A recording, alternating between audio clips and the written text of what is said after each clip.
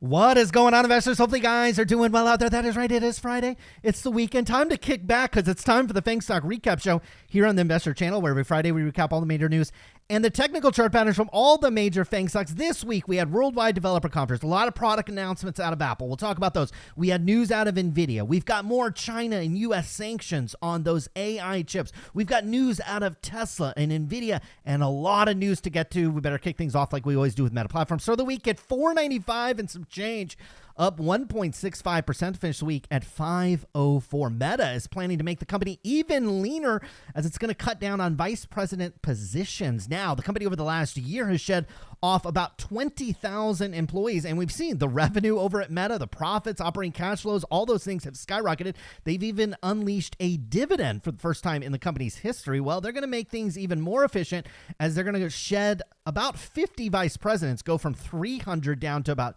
250 over the next year as they're flattening out the structure of that organization. Now, Meta is delaying the launch of its Meta AI feature in Europe as it faces regulatory and watchdog hurdles in the country, or should I say region, as those privacy policies and all those types of things are going to force Meta to really disclose what they're using the data for. They're not going to be able to take data and train their AI models without letting the citizens know that they're doing that. Now, moving on to the stock of the week, Apple started the week at $195, up over 8.8% to finish the week at new highs, $212 per share. It did clips $220 per share. This is after the company rolled out a number of features which aren't available yet, but are in beta testing for some users, but also coming later this year for iOS 18. The biggest feature is Apple Intelligence, which brings a lot of features that were already available on Google devices, Samsung devices,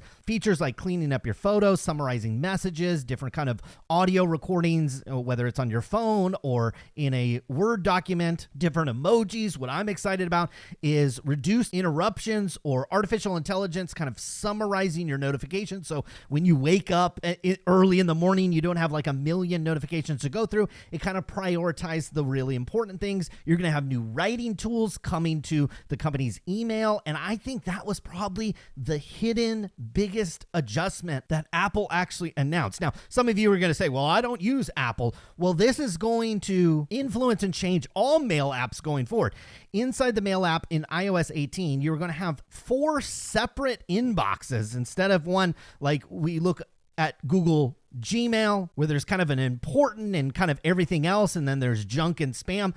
Well, Apple's taking that a step further. You're going to have a primary inbox. This is going to be your family, your friends kind of emailing you directly, kind of a personal email address, maybe something from a company as it relates to maybe an airline flight or food delivery, those types of things.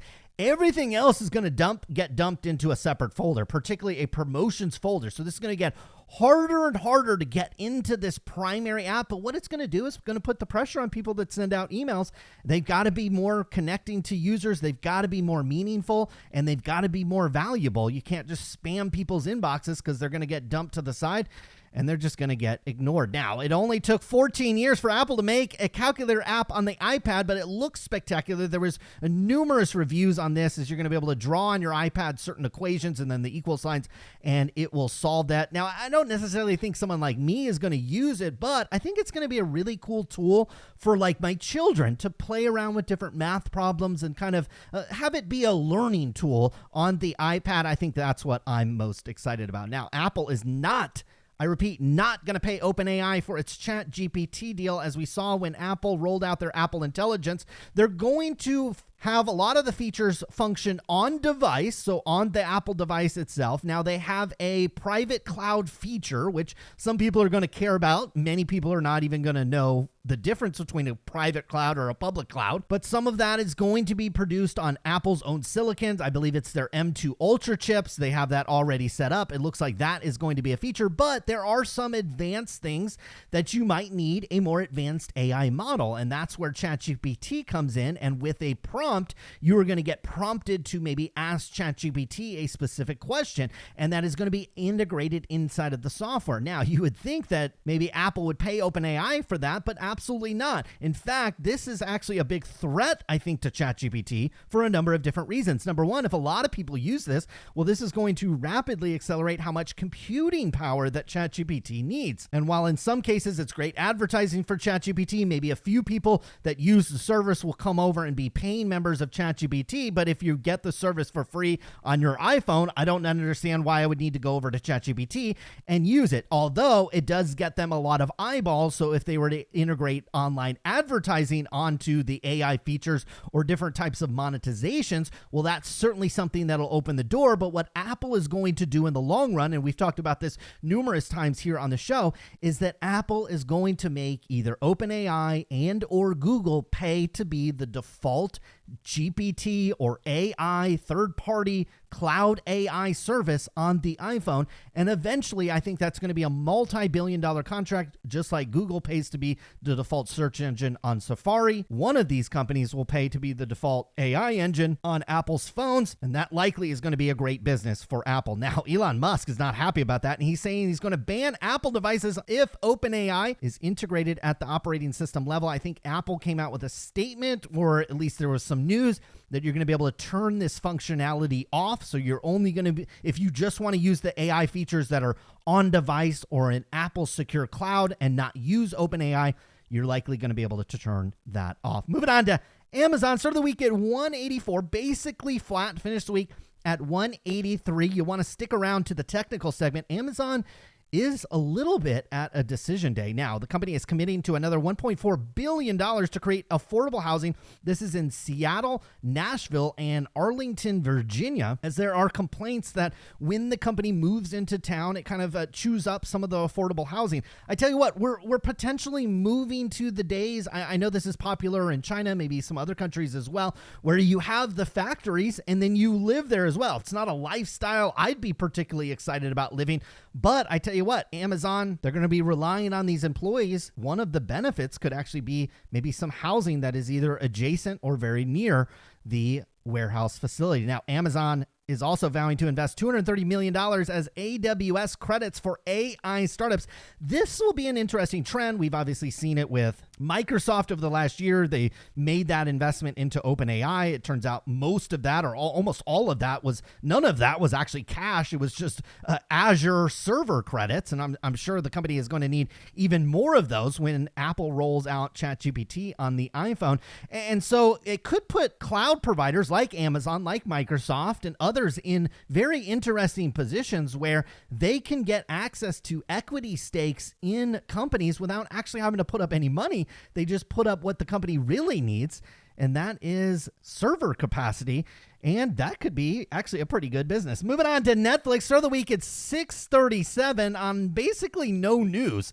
This thing up over 5% to finish the week at $670 per share. NVIDIA started the week on a split adjusted basis now at $120, still up 9%, outperforming Apple, up 9%, finished the week at $131.88, just absolutely powering higher as the company did that 10-for-1 stock split. That was on Monday. We also got a news that Broadcom is executing a 10-for-1 split. And so this brings up the question, could the company be included inside the Dow Jones Industrial Average, which I think Intel is still a part of?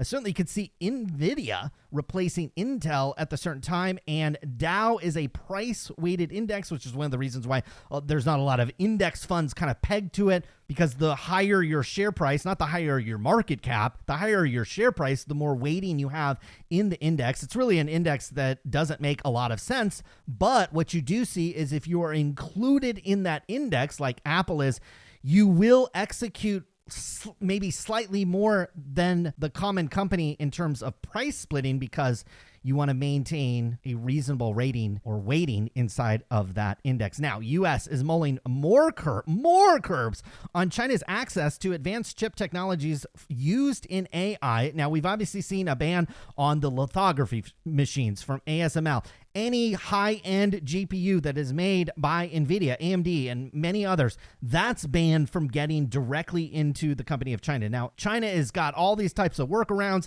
They're doing cloud deals with Oracle. They're doing cloud deals and getting access to some of these chips. But we're going an even step further here as we're going all the way down to the chip architecture, and we're going to target gate-all-around, or GAA. And I tell you what, I am certainly not an expert in this. I've seen some YouTube videos on it, but we're basically going to add some features that make these chips more power efficient, also make them run a little bit faster. And this technology being banned out of the country of China would obviously continue to limit their access to the most highest performance chips. And I tell you what, we've got a Cold War going on, and whoever's advising the United States government, because believe it or not, this is not Joe Biden actually making any of these decisions, they are going all the way down to the chip architecture. It's all out war when it comes to AI technology. Moving on to Google, started the week at 173, up a solid near 2% to finish the week at 176.79. Google search is unlikely to be disrupted by Apple's generative AI use cases. That's according to Morgan Stanley.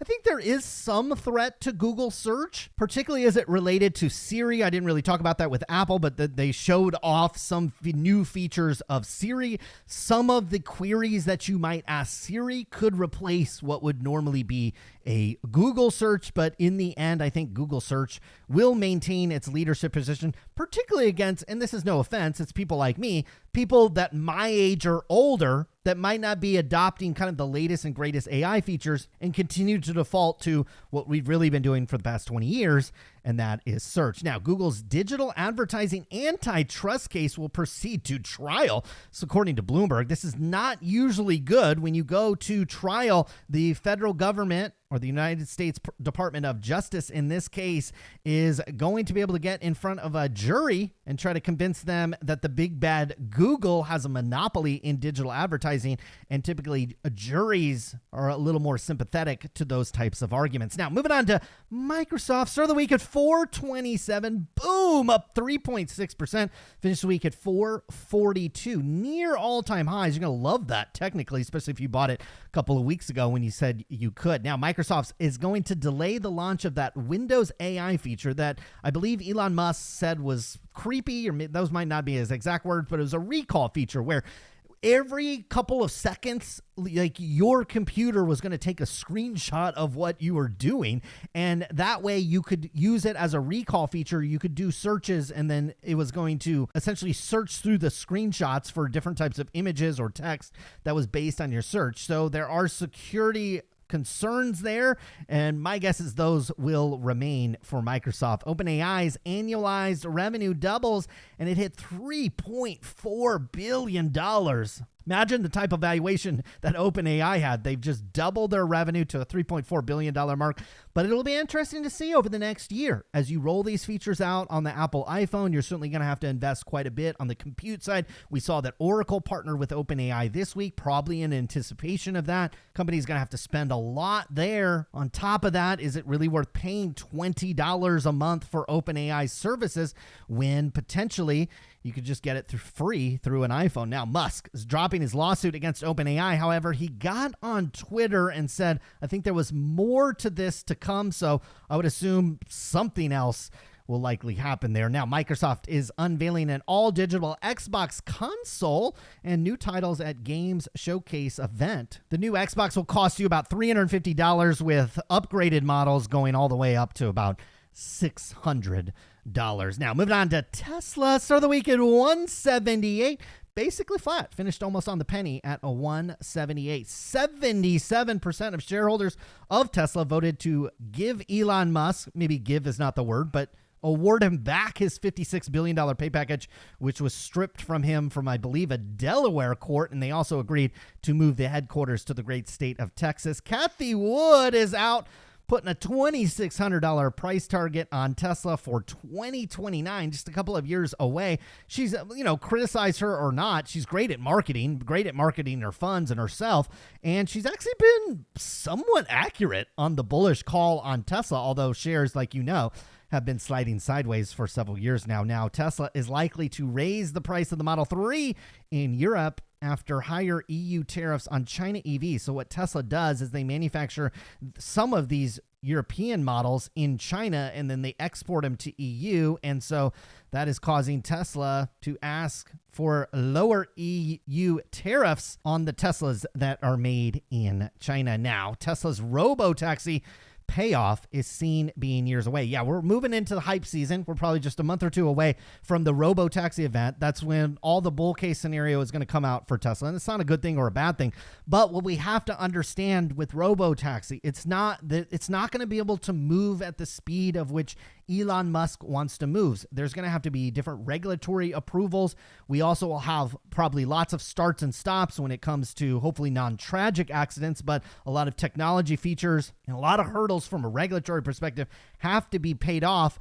And what I think is ultimately kind of the robo-taxi's future is not really a nationwide thing or even a worldwide thing. And it may be enough that you get certain geographical regions like a Miami or a San Francisco or a New York City. Maybe you get them to agree to that and that will be enough. But I would not expect any kind of payoff from the robo-taxi. And I think the software, quite frankly, is still several years away from being ready for that. Now, Tesla won't launch a refreshed Model Y this year. That will be a completely refreshed. If you look closely, there are refreshed Model 3s rolling around. Model Y will stay relatively the same. Moving on to the technical segment of the show, and there's nothing wrong with the S&P 500. As we powered up to new highs this week. This uptrend that we've really been intact since October of 2022 is just rip-roaring along. You have to assume that it stays in place. You have to assume that pullbacks will likely emerge, and you have to make the decision to buy those pullbacks when and if they do emerge. Won't look at the NASDAQ since most of these stocks make up the NASDAQ. Moving on to Meta in a nice kind of shorter term uptrend. So if you want to look just in the shorter term, we're kind of channeling up in that uptrend here. We're making higher highs, higher lows. Looks like we're destined to maybe retest this 530 mark.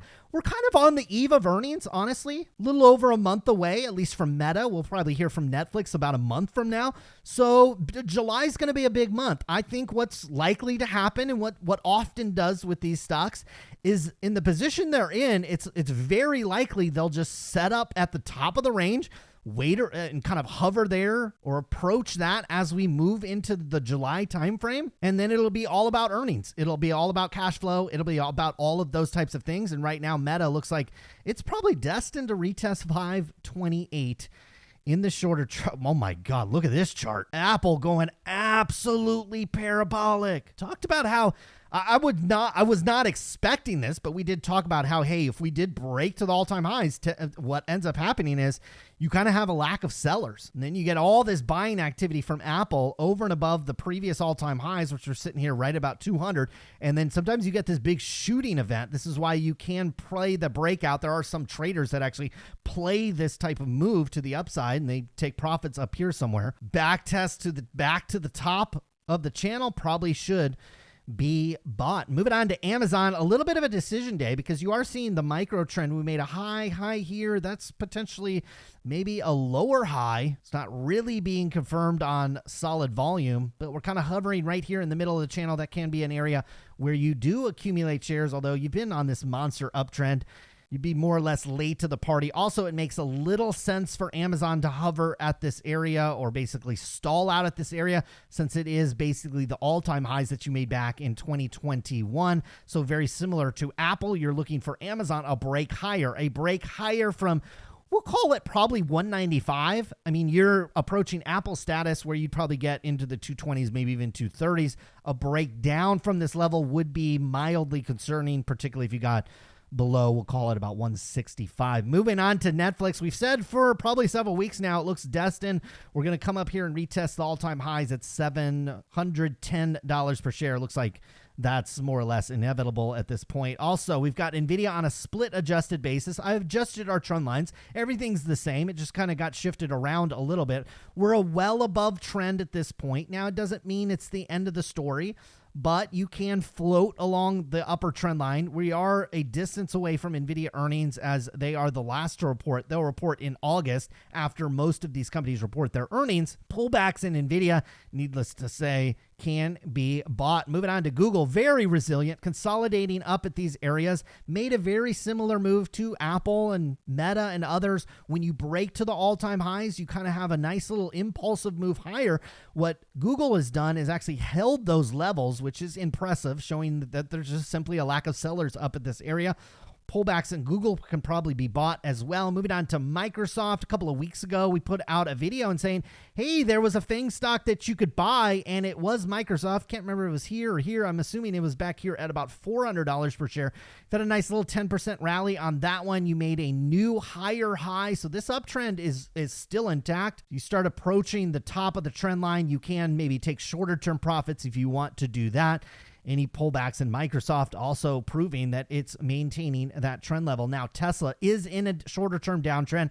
Longer term, we've basically gone sideways. Now, in the micro trend, though, we have basically gone sideways. I mean, really, since April, we've been trading in a sideways consolidation pattern. Tried to break above it this week, but you did have some sellers emerge with Tesla. I think as you approach the top of this channel, I think we're going to move into earnings season, certainly with Tesla. They're going to report their earnings about a month from now in June. If you're able to approach this $200 area, this is where at the very least I would take some shorter term profits, because again, Tesla for the last 4 years has not made any money. You could have bought shares actually 4 years ago for the exact same price. So as it makes these shorter term kind of volatile moves, I'd probably take a couple of chips off the table just so you can cash in just a little bit. Folks, that was the FAANG Stock Recap Show for Friday, June 14th. We'll be back next week. Until then, good luck with your investments.